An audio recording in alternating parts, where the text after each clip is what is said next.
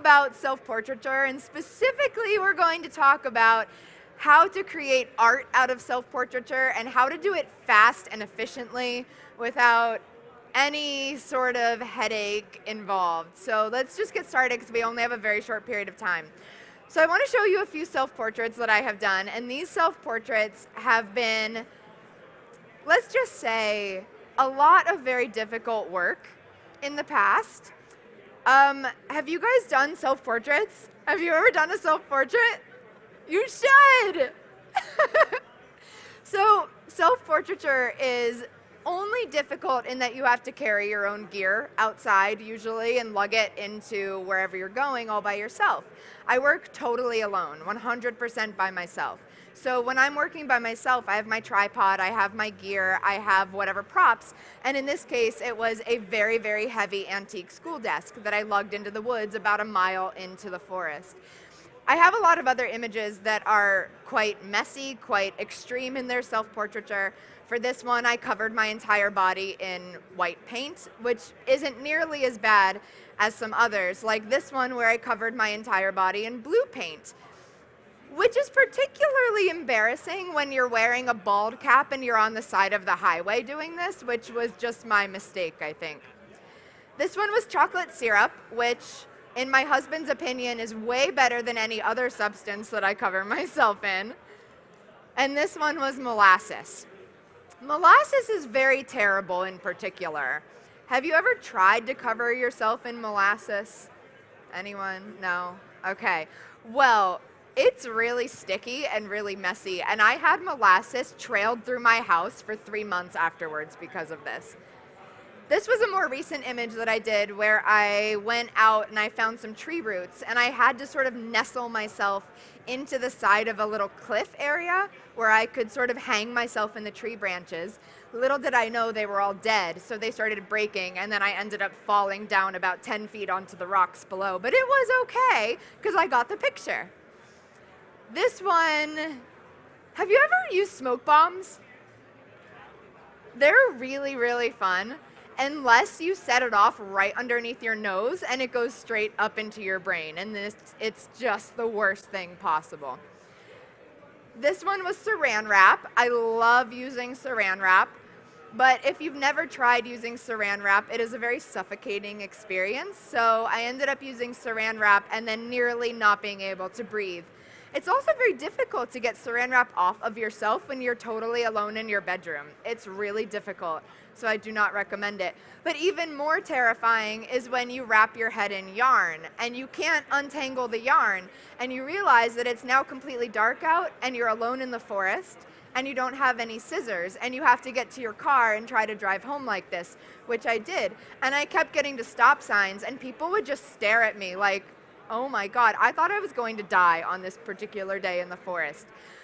This one was a fish tank, so I remember I turned the fish tank upside down and I took a hammer and I just started whacking at the glass to try to break the bottom of the glass.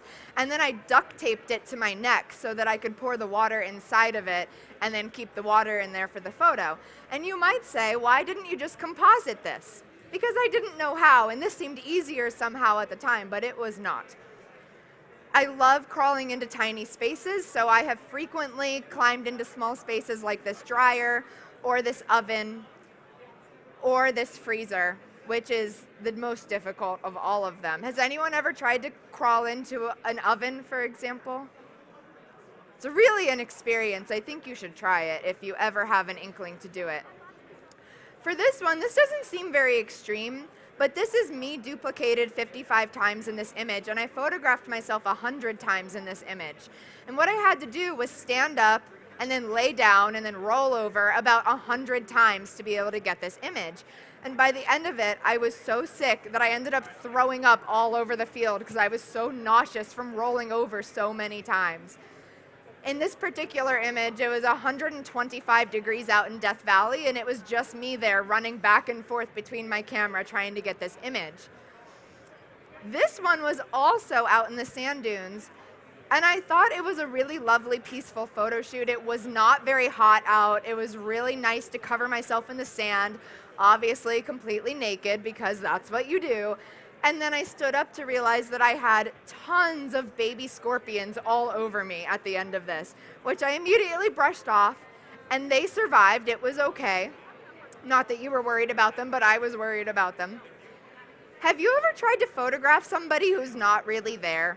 So like for this image, I photographed myself 3 different times and then tried to make it look like I was touching my own body in the picture. So that's me 3 different times in this image, which is very, very challenging to do. I don't know if you've ever attempted this method of compositing.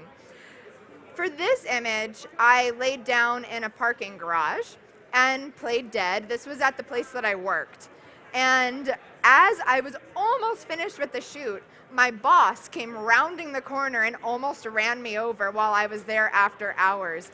And of course she wanted to know what in the heck I was doing laying in our parking garage wearing only a bed sheet, to which I said, just a photo. And then the next day she came and found me at my desk to see how I edited it because she was really interested. So thankfully she didn't run me over. This image, I went to this place. There was like a Western theme park place where they used to film Western movies. And I put on this dress and a crowd started forming because I think they thought that I was like part of the show there, like part of the Western town. And I set up my tripod, and by this point there were probably 50 people just surrounding me watching, and they didn't know what I was gonna do. So I clicked my remote, and I went running and I just slammed myself into the wall as hard as I could. And everybody just started clapping because they thought that I was performing. But really, I was just getting this image. So I got this image as a self-portrait totally by myself, and that's how I work. For this image, I had to do a back bend off of my sofa, dunking my head into this very tiny jar of milky water. And it is to date the most terrifying photo I have ever created. This one was almost as terrifying. I went and climbed into the Glacier Lagoon in Iceland. I was wearing waders, so at least I had that, something to protect me from the water.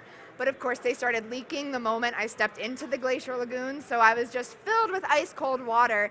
And you can't really see where you're going, especially considering it was midnight when I shot this image. So I couldn't see where the bottom was, and everyone kept saying, it's going to drop off because I saw a whale swim right through there 2 weeks ago. So I was terrified doing this. But as with anything, you get into the groove, you start to relax, and then you just embrace what you're doing. So I spent about 10 minutes in the water posing, and then I got out and everyone just carried me over to my trailer where I got to get warm by about 1 a.m. that day. This was the most recent self-portrait that I created that I'm going to share with you. And I want to show you this image because this is a really good example of my process, of the self-portrait process. And we're going to do a demo really quick right here.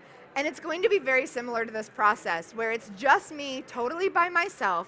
I've got a tripod, I've got a remote, I've got my camera, and I'm going to show you all of that in a second. I click my remote, I lay down and pose, and then I hope I've got something. But of course, it's not just hoping. There's a whole art form to this. And this is how I start to achieve these looks. So first of all, I use autofocus. A lot of people ask me, how do you get your self-portraits in focus? And the answer is that I used to not get them in focus. I used to just deal with out-of-focus pictures, and I don't care. But I've learned that autofocus is my friend, so I'm going to tell you about that in just a second. I use a remote. This is not my remote, but it looks very similar to this. This is my clicker. I've got a 24 to 70 millimeter lens, which is super helpful because we're all photographers, so you know how difficult it is to move your camera all around with a prime lens. It's even more difficult as a self-portrait artist to have to move your camera and reset that frame all the time, so a zoom lens has been really, really helping me. And of course, vision. So I'm going to show you part of this vision today as we take a self-portrait up here. And I just want to show you a couple of quick images behind the scenes. So this is my typical day. Usually at about 5 a.m. I'll get up and go out on a photo shoot to get the really good morning light. And I usually end up in places like this, where I am wet and cold and I smell terrible afterwards. So this is my normal. And this was right after the shoot, just sort of getting up out of that water, taking my tripod, and then moving on from there to start my day. I love things like this. This is my favorite thing about self-portraiture. How often do you do something totally weird and crazy and just something so out of the ordinary? I do that almost every single day by doing stuff like this. So I want to set up a self-portrait, but I need your help to do it because I'm not in my house, so I can't just start duct taping things to walls like I would like to do. So let me grab my bag of tricks, which is right here. And I want to show you what I have. So I've got this piece of fabric that I got yesterday. This is very fancy. It's called 3 yards of cheap black fabric. That's exactly what I asked for yesterday in the store. And that's going to be our backdrop. And then I got another one. And this is going to come in handy because what I'm going to do is cut holes in this fabric, and then a whole bunch of you guys are going to come stick your arms through it, and it'll be great. And then I've got this fabric because my dress doesn't look very nice for a self-portrait, so I'm just going to cover myself like that. And that's going to be my dress for our photo. And of course, a tripod. So this is my tripod that I use. Any tripod works naturally, but this is the one that I prefer. This is a 3-legged thing, tripod. Funny name, I know. But really anything works for me as long as it doesn't blow over. I'm not very particular. So I set up my tripod. I do this every day by myself. I do everything by myself. I work in my bedroom most of the time. I don't have a studio. I don't have any particular place that I can go to shoot. So I use my bedroom and a white wall, and that's pretty much it. I'm going to grab my camera. I'll be right back.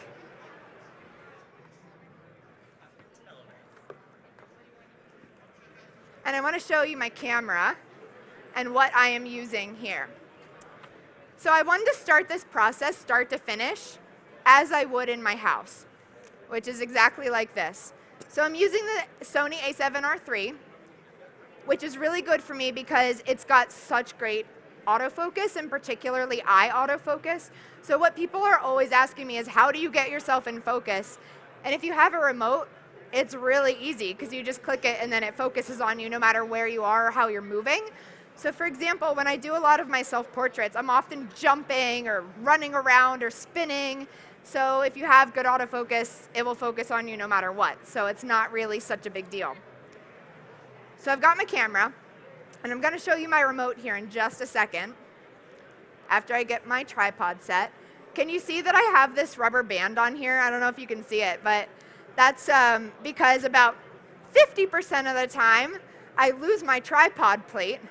So I have to rubber band it on, which nobody here at Sony wants to hear that I do, but I do. And it works out fine. Okay, I've got it set up. So now I'm finding the light. I think I'm going to use this space over here. And let's just see what we can do, okay? We're going to give ourselves a time limit of like 3 minutes to do this. And I think maybe we'll shoot it this way. And maybe we'll go to like a 50 millimeter roughly. I love working at 50. That's how I see the world. Okay, first I need 2 people to hold this backdrop.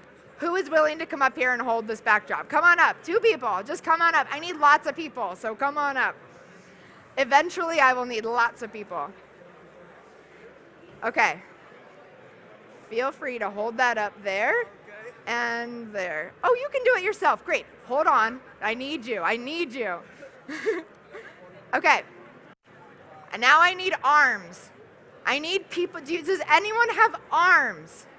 Okay, come up if you have an arm. So what we're going to do is I'm going to cut holes in this fabric. And you guys are going to hide behind the fabric and stick your arms through. It'll be great. Will it work? I do not know. I have never attempted this. And I'm just cutting random holes. This is exactly my stupid random process at home. It is ridiculous. It is slow sometimes, but I shoot really fast. So I've cut a few holes. I think that'll be sufficient. All right, so go on over there, and you're going to stand right up where the backdrop is, all of you guys. And just find a hole, stick your arm through, tell me if you need it bigger, rip it if you can. This is so funny. I love it. Do you guys have any more hands? Here's a hole. Here's a hole. Yeah, you gotta hide too. This is awesome, you guys. Okay, hang out there, you're good. Hold on. All right. This is my remote that I use. It's the Sony RMT DSLR2 remote. Super, super handy. You guys just hang out, you look amazing. A lot of people ask me, what do I do with my remote when I'm finished shooting my self-portrait? And the answer is that sometimes I do this. I just hold it there. I drop it down my dress. I put it in pockets. But most frequently, I just chuck it. I just throw it out of the frame frantically because I don't know what I'm doing and I get really nervous. So I'm going to try not to throw it today, though. And I'm just going to get this in position so that we've got our creepy people. You're doing great. You're doing awesome there. I'm actually going to go back to this method here. You guys are so good. Okay, I'm coming in just a second. You're okay. You're okay. Yeah. Your shirt is dark, so you're good. Okay. So this is right now continuously autofocusing, and when I trigger with this remote, it will autofocus on me. So let me get in here with my costume. It's a really good costume, I know. And this is going to be a really simple portrait, all right? So I'm coming in, you guys. Don't mind me. Now, can you just grab me, like, anywhere? Yeah, get up here, like, on my face, okay? Great. Yeah. You don't mind? No, not at all. Please, do I mind? All right, ready? Okay, let go. I was held in place. Let's just take a look, okay? Oh, it's pretty cool, actually. I'm going to show you in just a second. We'll do one more, just one. I actually like almost everything about this. Just go ahead and like reach over my face, like really grab across me if you can. Yeah, exactly. We're going full horror. It's almost Halloween. I think it's going to be great. Oh yeah, I know. I was unintentional. There we go. Oh yeah. Okay. Oh wait, hold on. Sorry, let go. I forgot to reset my camera. Okay, ready? Woohoo! Someone whose hand is this? I'm gonna pull it down there. There we go. Okay, let go. Thank you guys. We'll use one of those. Thank you so much. You can have a seat. So let's pop this on the computer and see what we got. Oh, I like it. I think it's going to be really interesting. And I'll show you in just a second. So when I'm doing self-portraits, I am always thinking about the story. I am always thinking about what is the best way to pose my body to become a character more than anything. I really like embodying characters rather than taking self-portraits that are autobiographical. In any way, I find it to be much more fulfilling for myself. Now, I am going to pop this into Photoshop directly. When I edit in Photoshop, it typically takes me anywhere from 2 to 4 hours to work on an image. So we're not going to finish it, but we are going to give it a really good shot. So let's see what we can do here. And we'll get this up on the screen in just a second. I'm going to find the best photo. And by the best photo, I mean whatever we happen to have gotten just now. Okay. I think it's actually really cool, all right? And then here's the other one. Oh. Which one do you guys like? This one or this one? Okay, you guys are more enthusiastic about this one, so let's do it. I'm opening this directly into Photoshop. I'm going to go ahead and crop it because we simply do not, oh, it's so creepy, right? With the face up in there. But we're going to get rid of you, don't worry. So I'm going to use the simplest methods here to get rid of, what's your name? Carl. We're going to get rid of Carl. I'm so sorry. And all I'm going to do is select this color in the background and start painting. Oh, goodbye. Goodbye. We're going to darken this area just a bit. Maybe take that opacity down and just create a little vignette there toward the bottom. It is pretty creepy though. So let's go ahead and I am going to darken this image quite a bit. Just get rid of all the details and the shadows. Like that. Add some light maybe to this area that's getting a little bit too dark. Maybe I'm feathering 150 pixels to make a really soft selection here.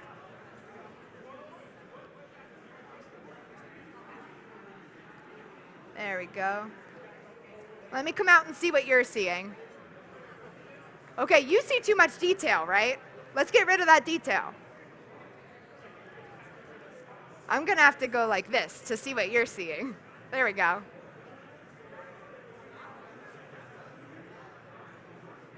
Let's do it like this. We're gonna create a little circle right around this area that we don't want to get any darker. Feather that. Select inverse. And now we can darken just the outside edge. But do you see how this image is pretty in focus? That's better, huh? Maybe darken this area. So much of my process is about basically painting in Photoshop by taking an image in Photoshop and just asking myself, how can I make this better one step at a time?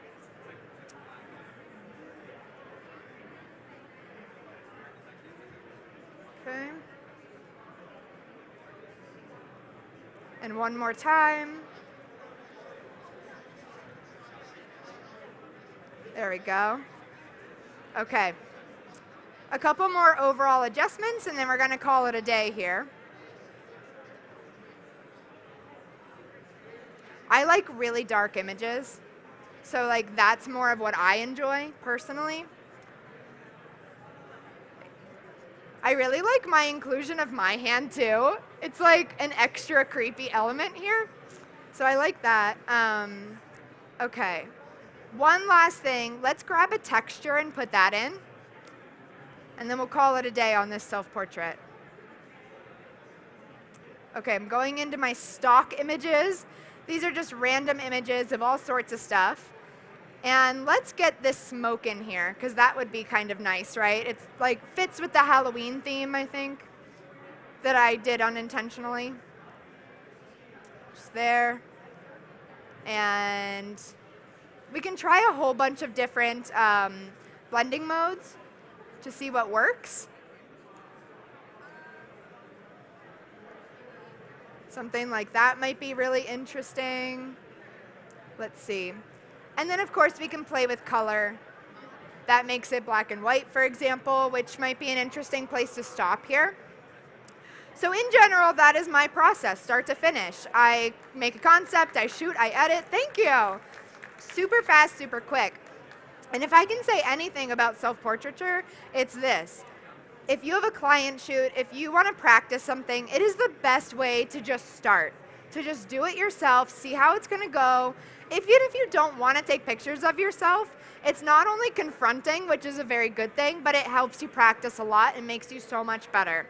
So thank you so much for sitting in and watching. Thank you guys for helping. I really appreciate it. And go make a self-portrait, okay?